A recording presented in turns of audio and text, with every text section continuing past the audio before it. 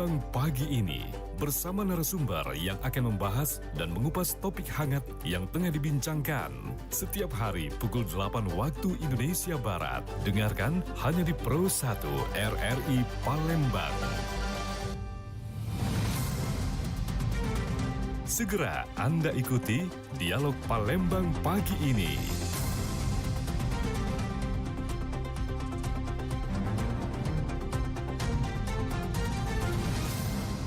Kami hadirkan Dialog Palembang pagi ini untuk Anda. Silakan bergabung bersama kami nantinya di 0711 369 977, 0821 7927 9090. Perbincangan kita pagi hari ini pendengar mengenai larangan dan imbauan tahapan kampanye. Karena saat lagi kita tahu akan ada pemilihan daerah serentak ya di tahun 2024 nanti bertepatan di tanggal 27 November 2024. Kita sudah tersambung bersama narasumber, ada Pak Ong Berlian, pengamat politik Sumsel. Selamat pagi Pak Ong Berlian. Halo, selamat pagi. Assalamualaikum warahmatullahi wabarakatuh. Selamat pagi Mbak Waalaikumsalam Tata, selamat warahmatullahi pagi Mbak wabarakatuh. Eva, dan pendengar RRI di mana saja berada.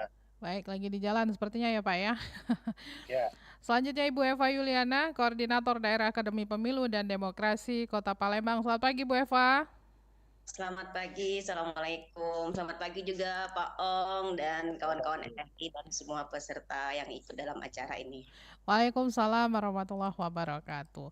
Nah, kemarin sudah selesai kita menyaksikan bersama-sama nih terkait dengan pemilihan nomor urut peserta kontestan Pilkada 2024 ya, gubernur dan juga calon gubernur, wali kota dan juga calon wali kota dan juga wakil wali kota, begitu ya Pak Ong dan juga Ibu Eva ya. Berarti ini sebenarnya ini kan udah di akhir September ya.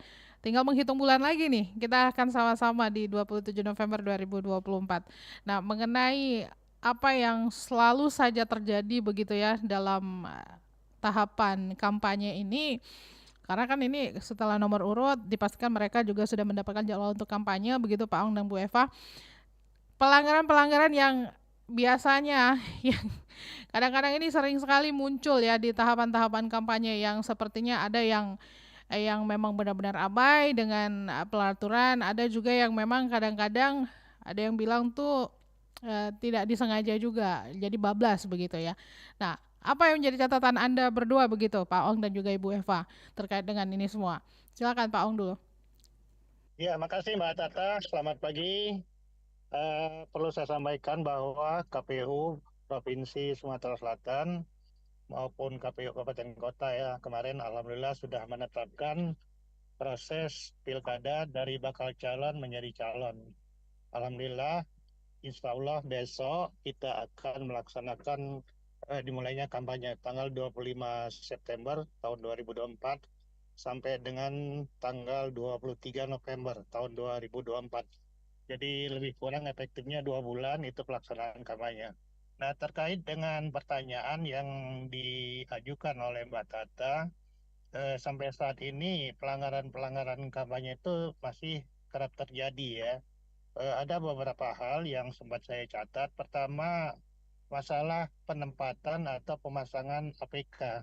Jadi alat peraga kampanye itu kadang-kadang tidak sesuai dengan lokasi yang diperuntukkan.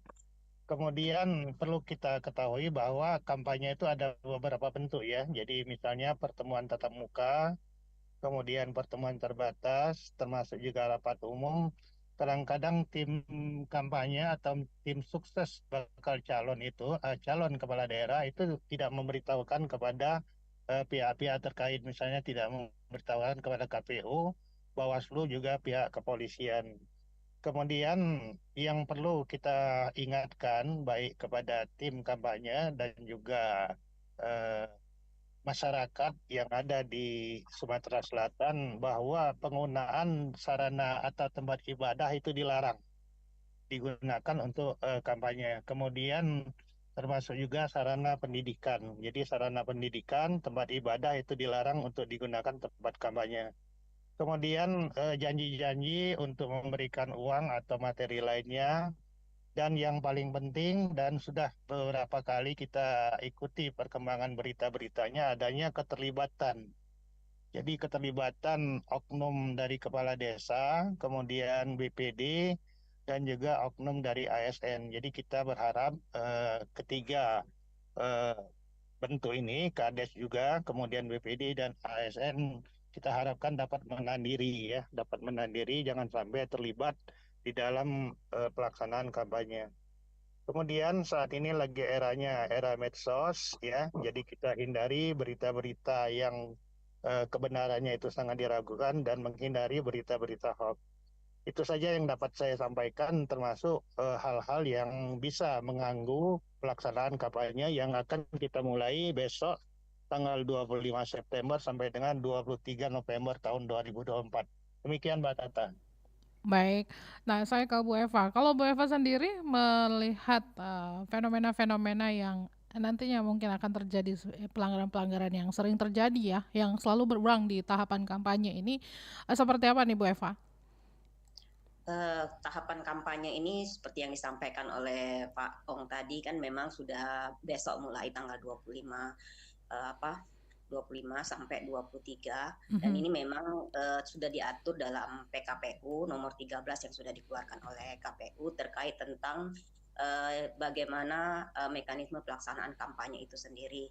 Nah, yang menjadi permasalahan yang sering kita lihat yang disampaikan oleh Pak Ong tadi sampai hari ini mungkin banyak sekali terjadi, dan juga Bawaslu saya memantau dari beberapa kegiatan dan juga yang keputusan atau indeks kerawanan yang sudah dikeluarkan Bawaslu itu memang ada beberapa kerawanan dalam kampanye ini, dalam pemilihan ini, yaitu adalah salah satu adalah tahapan kampanye.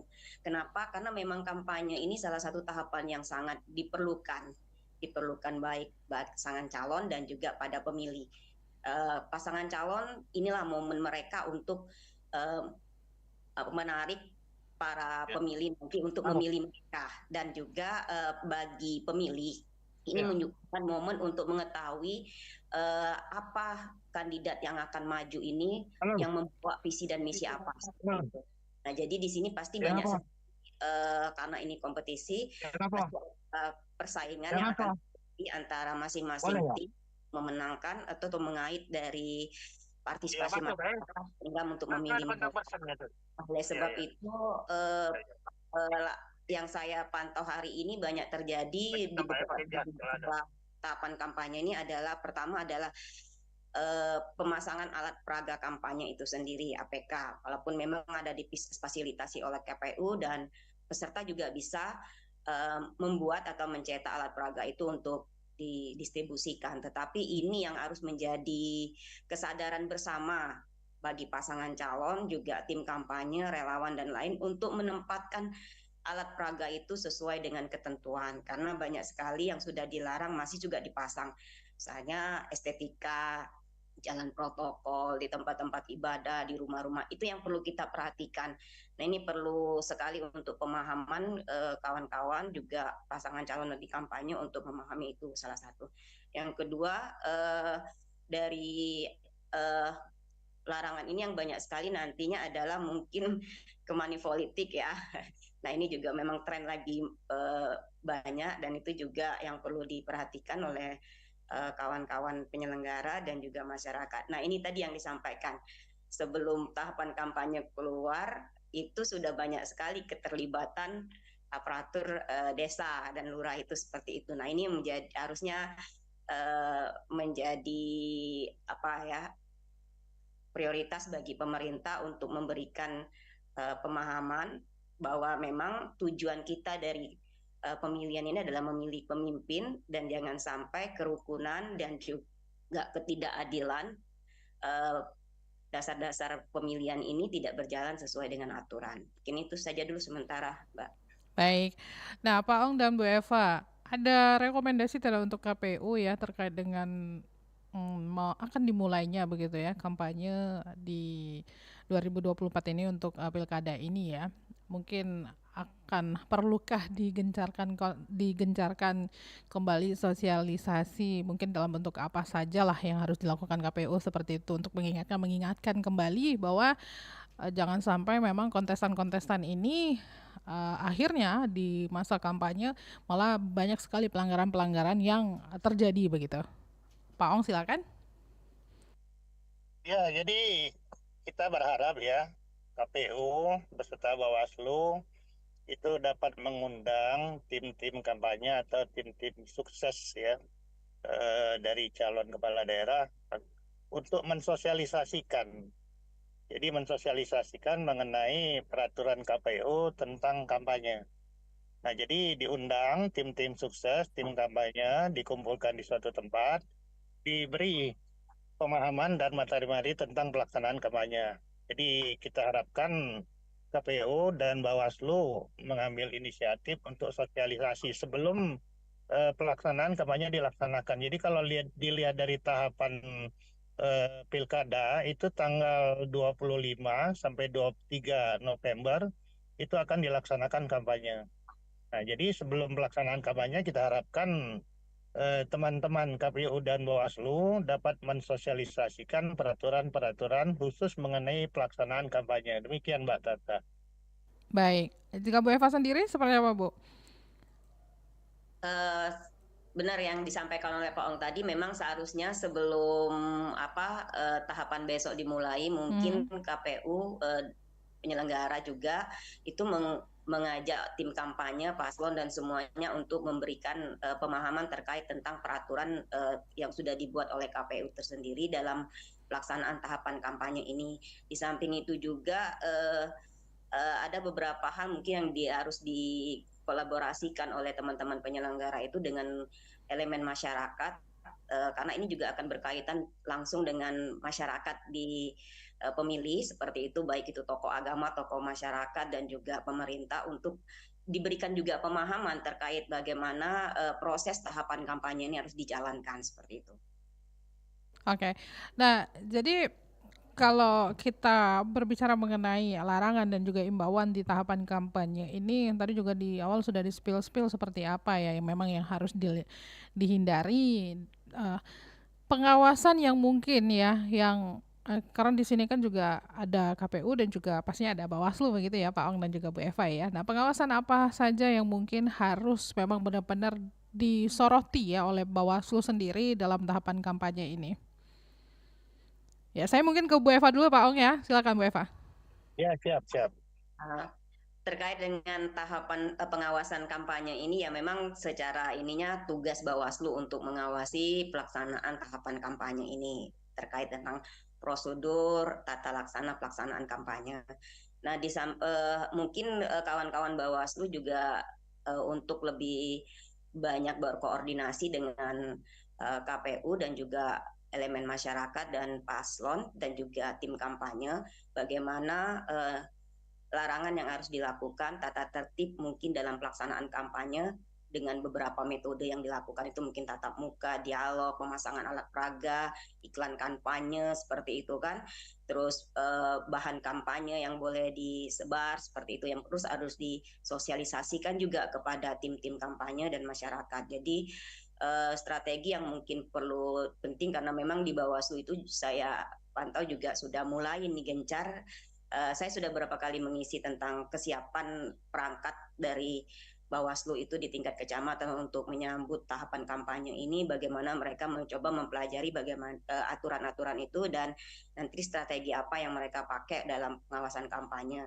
Yang pertama mungkin adalah ya tadi koordinasi dan sosialisasi dan melakukan himbauan-himbauan kepada masyarakat, stakeholder dan penyelenggara. Karena apa? Di tahapan kampanye ini pelanggaran itu tidak hanya dilakukan oleh paslon ya atau tim kampanye, bisa juga dilakukan oleh penyelenggara sendiri seperti itu atau pemerintah atau masyarakat seperti itu. Jadi banyak sekali yang akan melakukan pelanggaran sesuai dengan ketentuan masing-masing seperti itu. Nah, kalau kita kalau di sisi kawan-kawan Bawaslu itu sudah melakukan strategi mungkin dengan pengawasan partisipatifnya, berkoordinasi dengan segala elemen, ya mudah-mudahan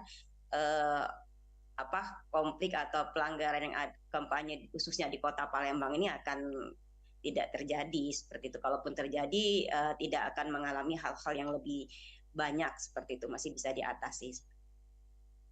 Baik, Pak Ong Berlian silakan Pak. Terkait dengan pengawasan yang mungkin harus dipertegas Bawaslu. Terkait dengan pengawasan ya, jadi kalau kita bicara tentang pengawasan tentu ini adalah kewenangan dari Badan Pengawas Pemilu ya. Betul. Baik di tingkat Provinsi Sumatera Selatan maupun di tingkat Bawaslu Kabupaten Kota sampai dengan Panwascam sampai dengan PKD, nanti ada pengawas lapangan. Nah, terkait dengan masa kampanye saat ini, teman-teman Bawaslu di semua tingkatan, yang pertama adalah mengenai penertiban pemasangan alat peraga kampanye.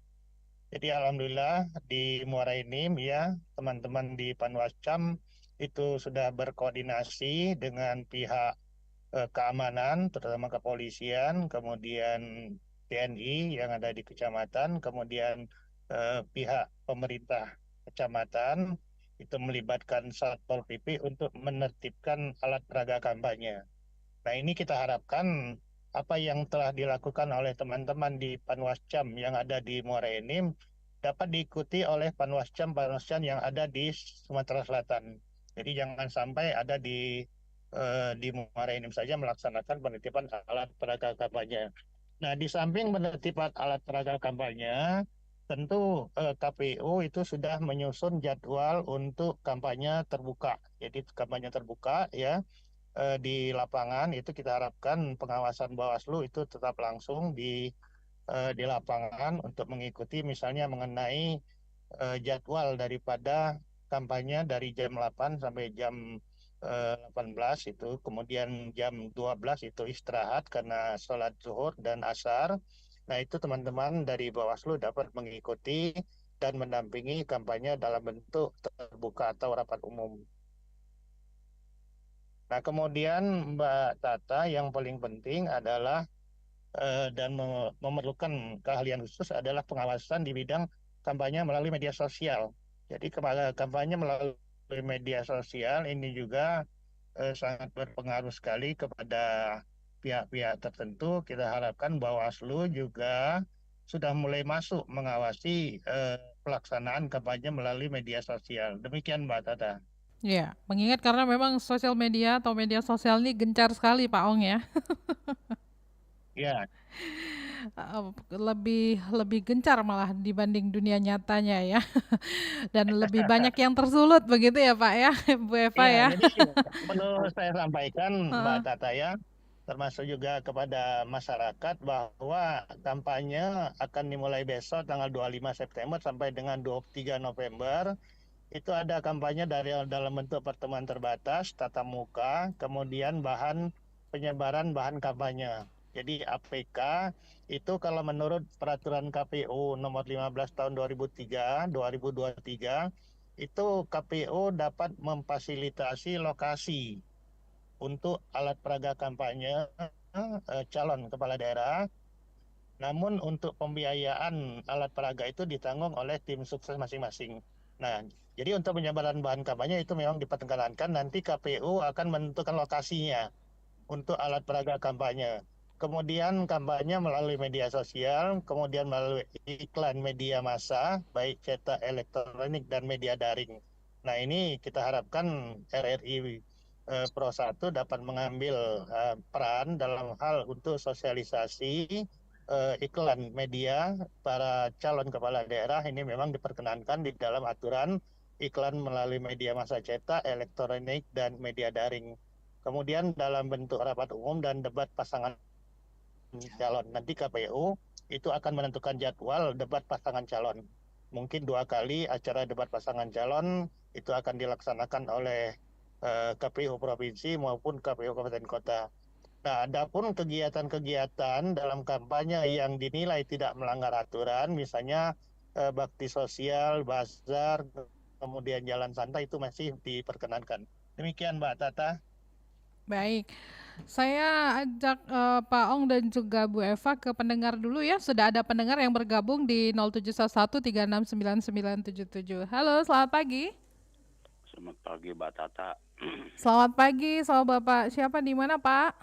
Dengan Ahmad Irwani Bandung Timur, Jawa Oke, Barat. Di Jawa baik. Barat kalau Bandung makan kita. Masih di Jawa Barat ya. Silakan Pak. Selamat pagi, Assalamualaikum Bapak Ibu narasumber yang saya hormati di sini ya. Pilkada kan sudah di depan mata dengan penetapan calon sudah ditetapkan. Malah Jawa Barat ada 4 calon kan di sini yang akan maju ke Pilgub gitu kan di sini Pak. Tentang masalah kerawanan money politik saya kira tidak bisa dihindari itu kan.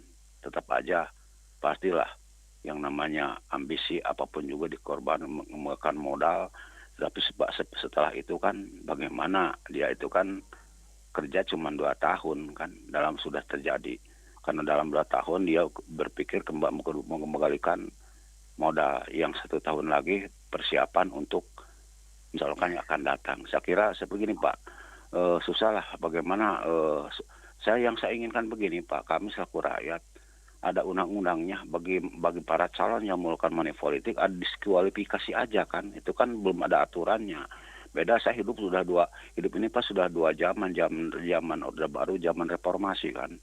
Kalau di zaman Orde Baru kan tidak ada yang money politik karena rakyat diintimidasi gitu kan oleh para petugas, itu seperti diambangnya tidak. Tapi sekarang kan TNI Polri, ASN kan netralitasnya cukup jelas, harus netral, bahkan kalau tidak netral itu kan ada sanksinya. Nah itu yang bikin. Nah lalu satu lagi Pak, ini kan saya selaku ketua RW di sini Pak, ada kurang lebih 15 hak pilih milenial itu kan yang waktu di pilpres belum menjadi hak pilih, sekarang sudah menjadi hak pilih. Nah kita mendaftarkannya harus ke tingkat atau bagaimana? Saya mohon penerangan dari, karena saya bertanya belum jelas kan. Jadi tetap aja ke yang 15 hak pilih yang milenial itu kan yang dulu yang sekarang sudah berhak pilih, lalu saya diberikan pengarahan, awas loh, kamu jangan tergiur dengan uang yang tidak seberapa. Saya memberikan politik kepada penilaian supaya jadi pemilih yang terbaik, berpikir dalam jangka 5 tahun. Terima kasih Pak, mohon penjelasan dari Bapak. Terima kasih, Assalamualaikum. Waalaikumsalam warahmatullahi wabarakatuh. Mungkin pertanyaannya ditujukan ke Pak Ong, silakan Pak Ong untuk dijawab.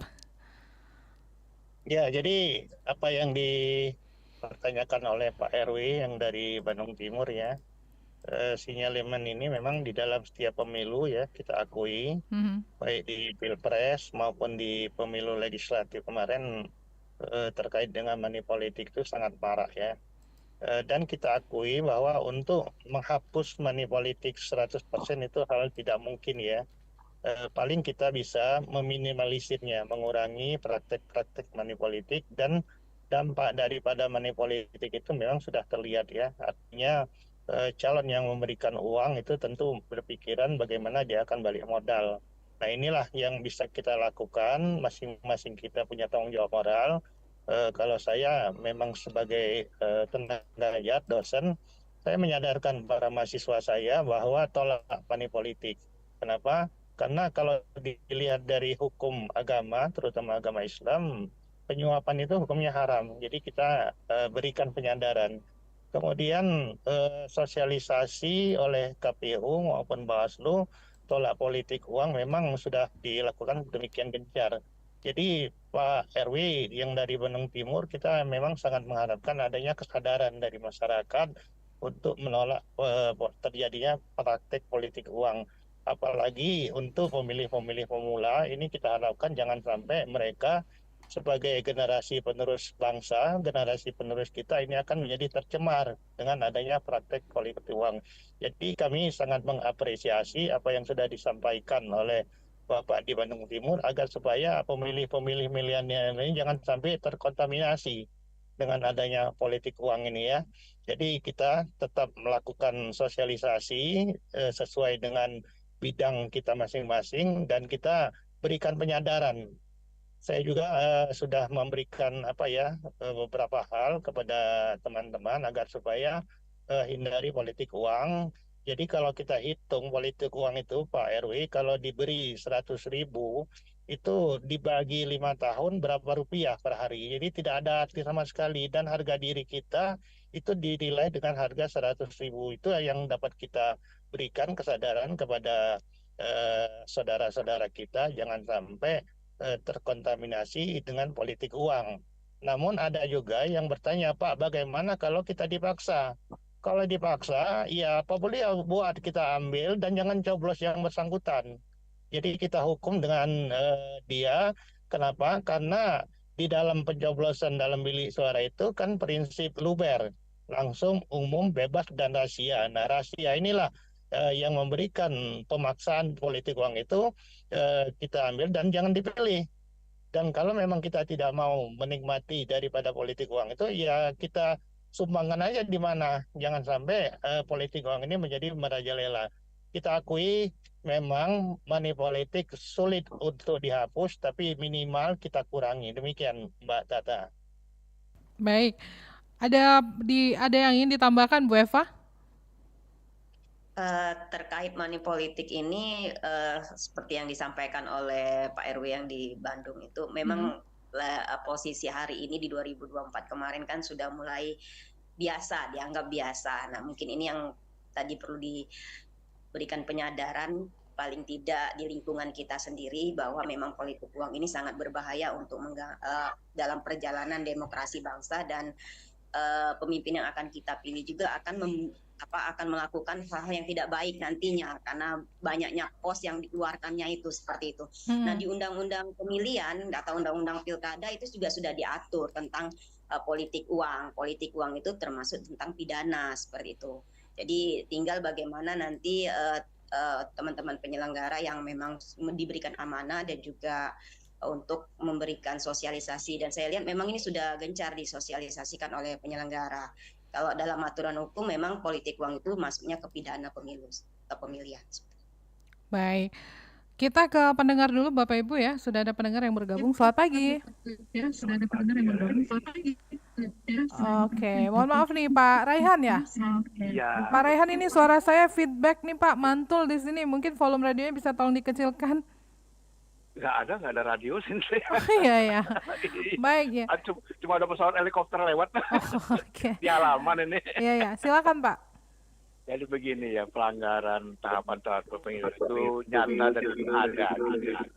Ya, sampai hari ini ya, walaupun dilaporkan ya tetap seperti itu aja kan, hanyut oleh waktu aja, hilang tidak berbekas, entah itu memang politik uang, pelanggaran lainnya, mungkin kinerja daripada katakanlah taksi, mungkin kinerja daripada Bawaslu itu sendiri, merekrut orang-orang yang kata kurang ya asal terekrut aja gitu, didudukkan di TPS begitu kan, didudukkan di mana, ya akhirnya mereka tuh duduk, kalau waktu kita coblos dia duduk termangu, nggak ngerti apa yang dikerjakan, mukanya penuh ketakutan. Nah, ini adalah satu bukti bahwa mereka tidak mengerti apa-apa gitu. Nah, oleh karena itu memang perekrutan tenaga-tenaga di TPS itu baik Bawaslu, rem saksi dan sebagainya harus profesional gitu ya. Jadi pelanggaran bisa dideteksi secara baik dan bisa ditindak lanjut kalau itu memang pelanggaran ada efek hukumnya gitu kan.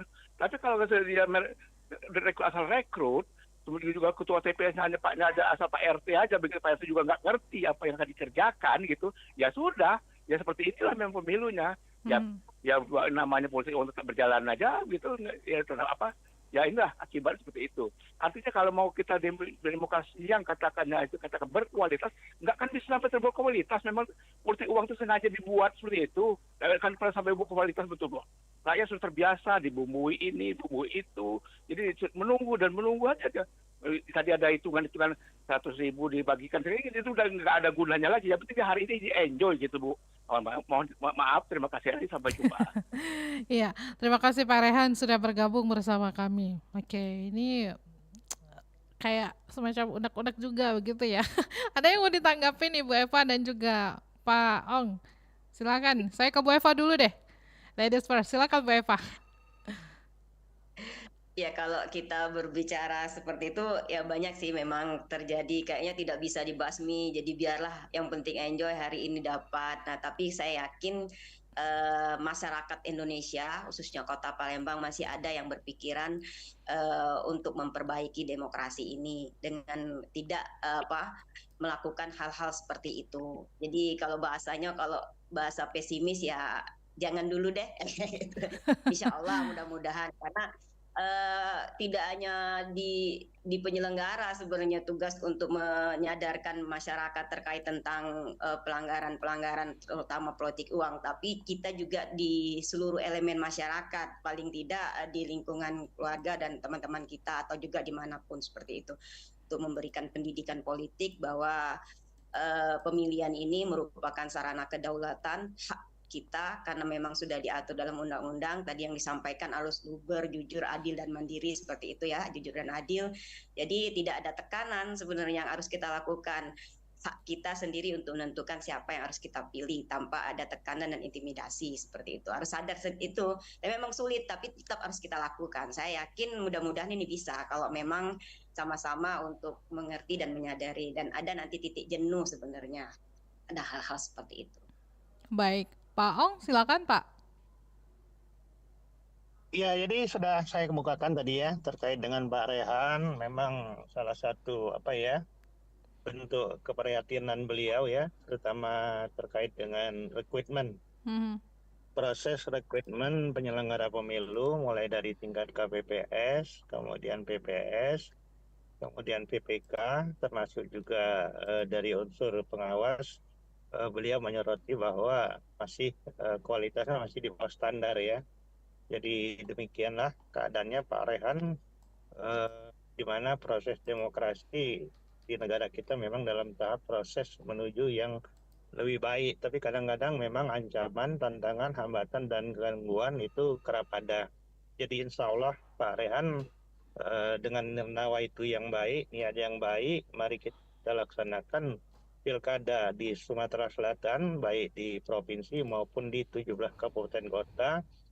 Terkait dengan money politik, kita berharap masyarakat menyadari upaya semaksimal mungkin untuk menolak terjadinya praktek money politik. Dan ini memang sangat merusak ya. Jadi suara kita, harga diri kita dibeli dengan harga yang 100.000, 1 tahun 12 bulan dikali 5 tahun dibagi sekian hanya berapa rupiah. Jadi memang sangat rendah sekali. Demikian Mbak Tata. Baik. Nah, saya dapat informasi bahwa Bapak Ibu ini ada kegiatan ya, tidak bisa mengikuti jalannya dialog ini full begitu selama 1 jam ke depan begitu ya Bapak Ibu ya. Nah mungkin ini pertanyaan terakhir begitu ya Pak Ong dan juga Bu Eva, apa yang harus begitu ya, yang lagi-lagi harus dilakukan KPU maupun Bawaslu ya, di luar aturan yang memang yang saat ini dibutuhkan oleh masyarakat menuju Pilkada serentak 2024 ini, Pilkada damai ini. Pak Ong silakan Pak, mungkin ini sekaligus menjadi closing statement kita di pagi hari ini begitu ya Pak Ong. Iya, mohon maaf Mbak Tata, Mbak Eva, dan pendengar RRI, karena jam 9 ini ada jadwal sidang Dewan Kehormatan Penyelenggara Pemilu. Memang kita nih, Pak Rehan, banyak penyelenggara pemilu ini melanggar aturan-aturan, dan alhamdulillah kita akan sidangkan pagi ini yang melanggar kode etik ya penyelenggara pemilu. Dan kita berharap pilkada ini nggak ada ya penyelenggara pemilu yang kita sidangkan. Terkait dengan harapan ya Mbak Tata, Mbak Eva, dan Pak Rehan, kemudian Pak Erwi, di mana saja di Bandung Timur ya tadi ya. Kita berharap KPU, Bawaslu dengan tersisa waktu lebih kurang ya 5 bulan untuk bekerja dengan budaya kerja dan kinerja yang maksimal, kemudian terbuka, transparan, dan akuntabel. Dan kita harapkan keprihatinan dari Pak Rehan tadi agar supaya penyelenggara pemilu ini sesuai dengan tingkatannya lebih profesional ya dalam menghadapi atau melaksanakan pekerjaan. Dan yang paling penting jangan sampai penyelenggara pemilu di tingkat mana saja, baik di tingkat KPPS, PPS, PPK, kemudian kabupaten kota, provinsi, juga Bawaslu, jangan sampai terlibat dengan adanya money politik ya, atau korupsi atau kong kali kong dengan calon kepala daerah. Ini sinyalemen-sinyalemen ini sudah ada bau-baunya. Jadi kita harapkan dan kita wanti-wanti sekarang, mari kita laksanakan pemilu Sumatera Selatan dan 17 kabupaten kota ini kita laksanakan dengan langsung, umum, bebas, rahasia, dan yang paling penting di atas sekali adalah kejujuran dan keadilan. Demikian Mbak Tata.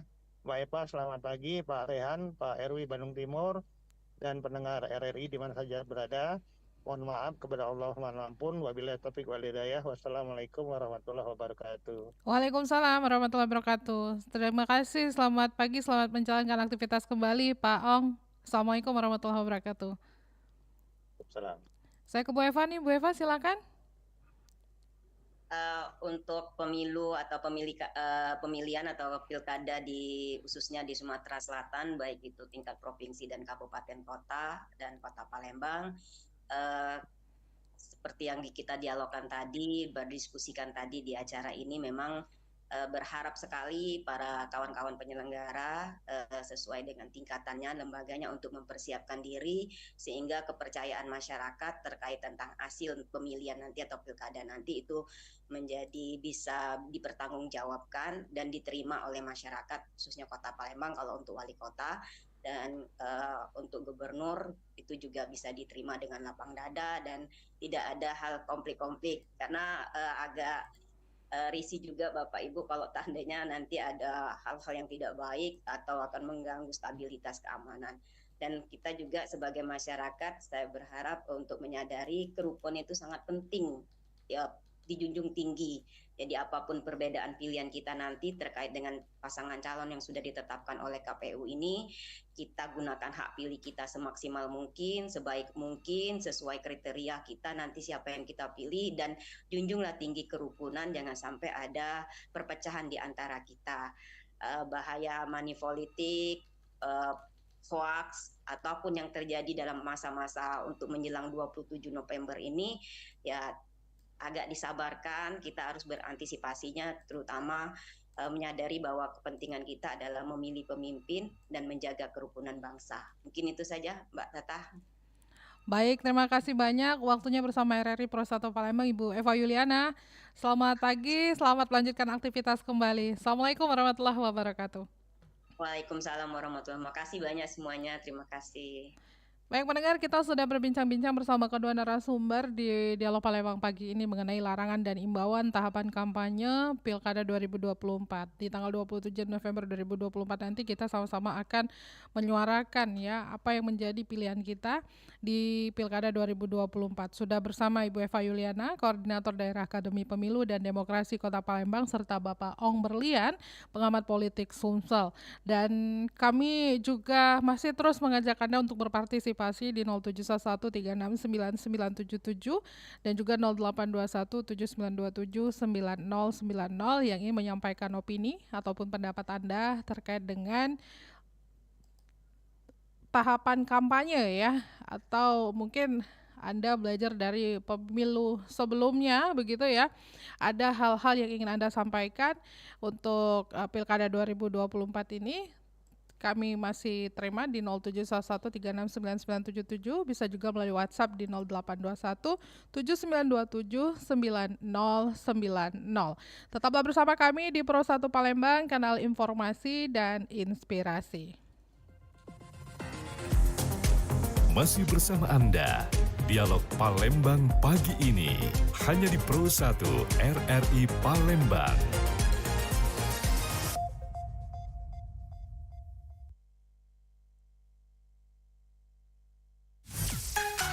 Kanal informasi dan inspirasi Pro 1.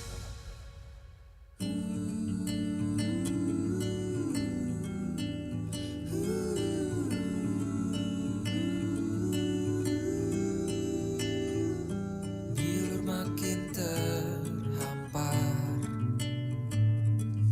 dalam rangkuman asa, kalimat hilang makna, logika tak berdaya. Di tepian nestapa, hasrat terbungkam sunyi. Entah aku pengecut, entah kau tidak peka. Ku mendambakanmu, mendambakanku. Bila kau butuh telinga untuk mendengar, bahu untuk bersandar, raga untuk berlindung, pasti kau temukan aku di garis terdepan, bertepuk dengan sebelah tangan.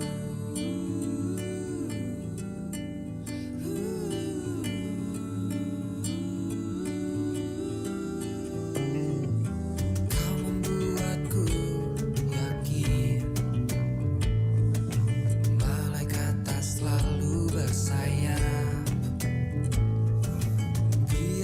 saja menanti,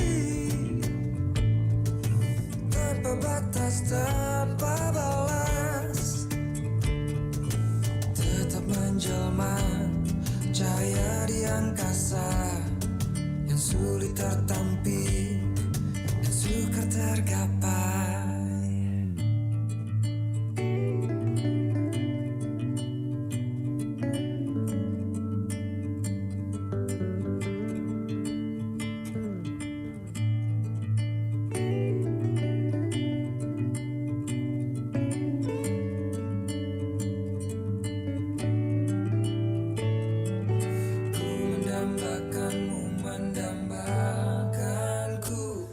Kau butuh telinga untuk mendengar, bahu untuk bersandar, raga untuk berlindung.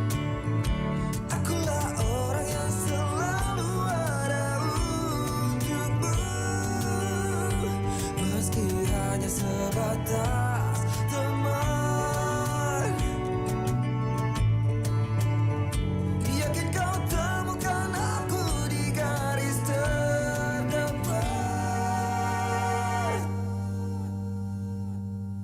bertepuk dengan sebelah tangan.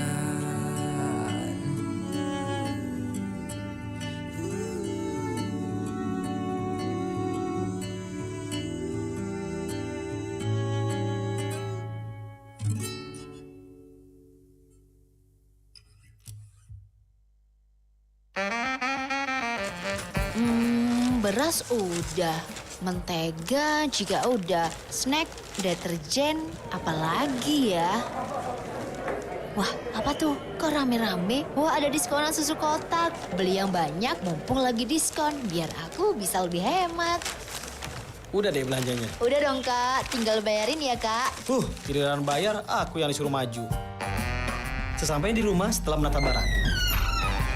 Dek, bikin mie dong. Sekalian susu tadi, hujan-hujan gini enak kali makan yang anget-anget. Oke, sebentar, Kak. Loh, Kak, sini.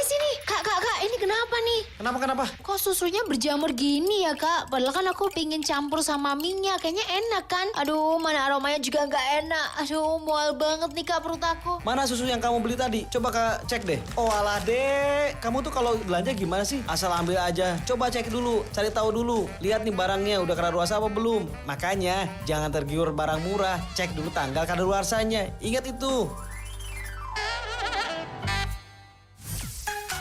Kanal informasi dan inspirasi Terus 1.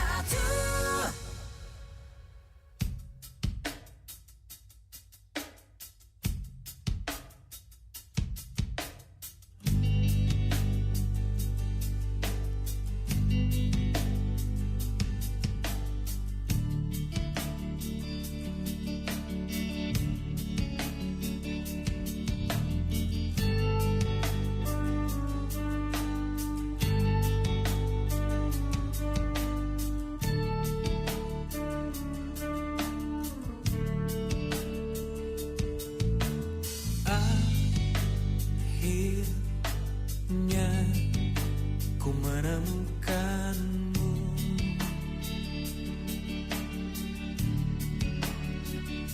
saat hati ini mulai merapuh.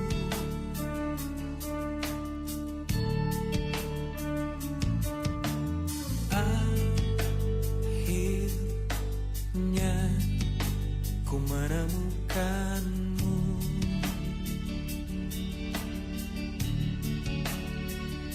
saat raga ini ingin berlabuh.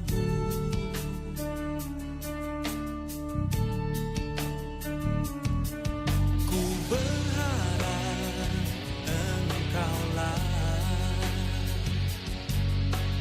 jawaban segala risau hatiku, dan biarkan diriku mencintaimu hingga ujung usiaku. Jika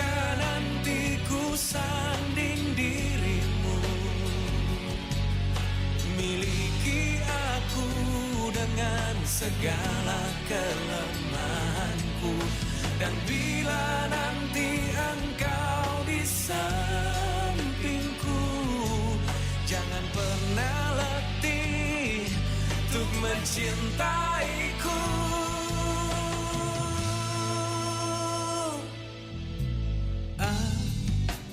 Akhirnya ku menemukanmu.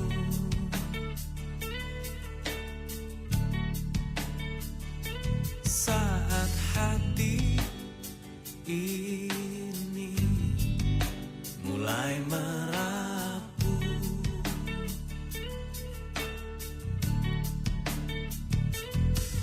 ku berharap engkaulah jawaban segala risau hatiku. Dan biarkan diriku mencintaimu hingga ujung usiaku.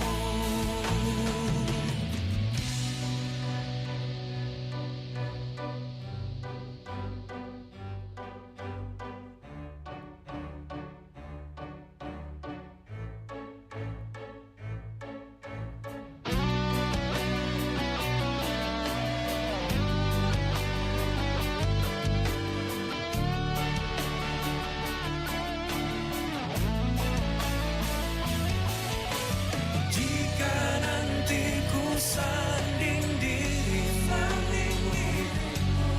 miliki aku dengan segala kelemahanku.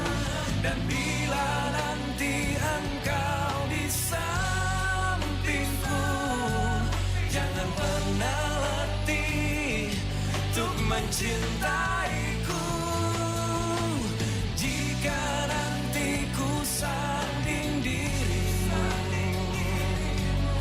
miliki aku dengan segala kelemahanku.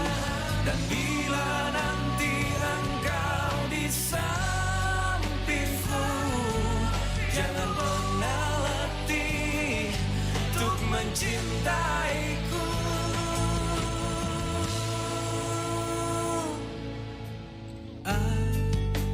Akhirnya ku menemukanmu.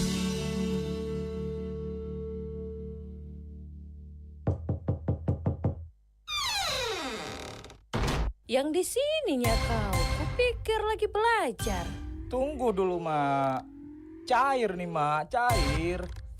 Apanya yang cair? Kau pikir es batu? Bentar lagi lah, Mak. Alah. Kan jadi kalah nih, Mak. Aduh.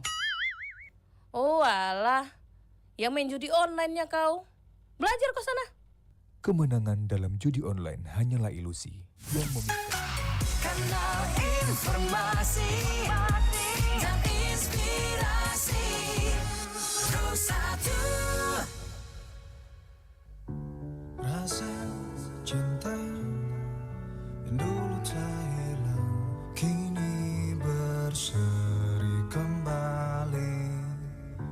Telah kau coba lupakan dirinya, hapus cerita lalu dan lihatlah dirimu bagai bunga di musim semi yang tersenyum menatap indahnya dunia yang seiring menyambut jawaban segala gundamu. Walau badai menghadang,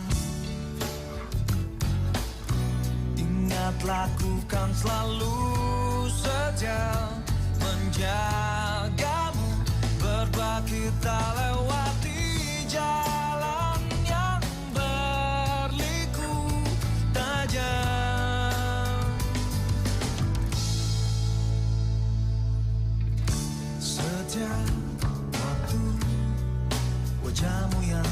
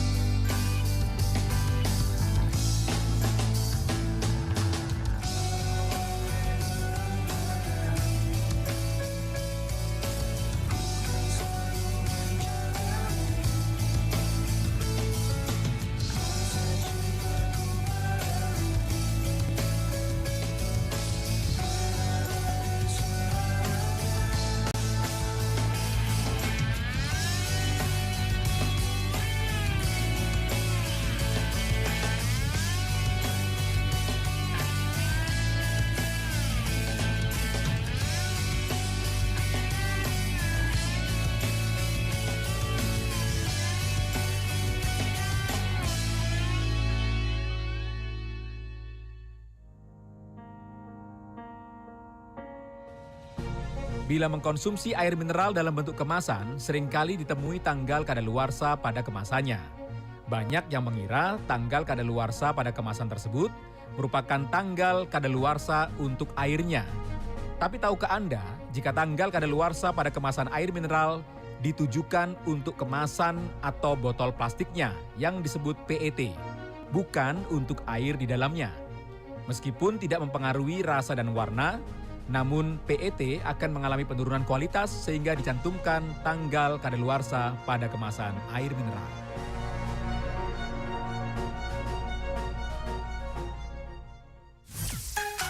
Kanal informasi dan inspirasi Pro 1. Ya, ya, ya, ya, ya, ya, ya,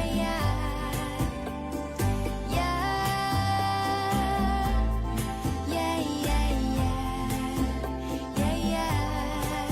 Di radio aku dengar lagu kesayanganmu. Ku telepon ke rumahmu. Sedang apa sayangku? Ku harap engkau mendengar. Dan ku katakan rindu. Ya, ya, ya, ya, ya, ya, ya,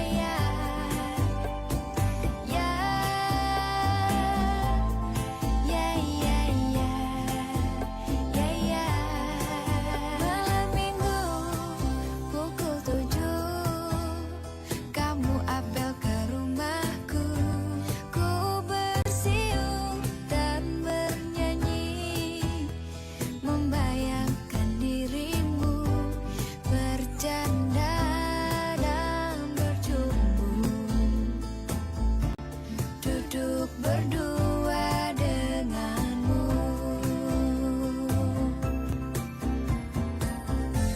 Tetapi mimpi apa aku semalam? Kulihat engkau duduk berdua,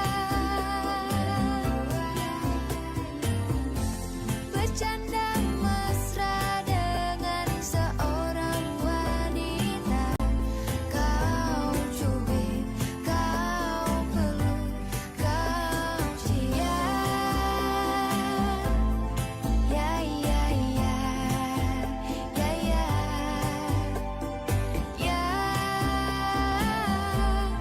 ya, ya, ya, ya.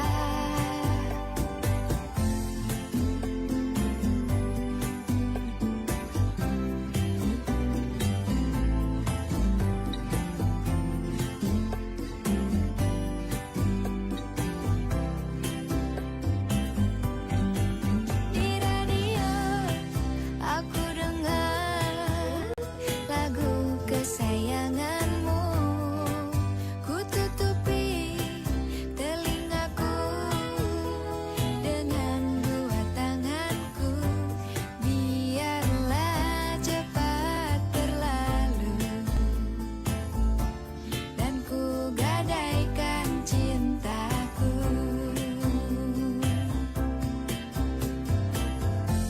Tetapi mimpi apa aku semalam? Kulihat engkau duduk berdua,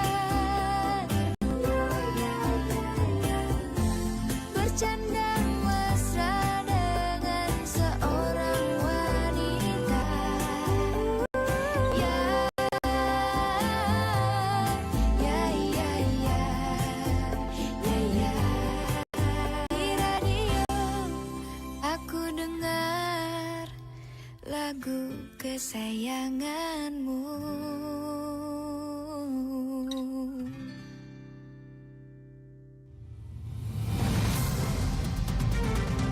Baru saja Anda ikuti Dialog Palembang pagi ini.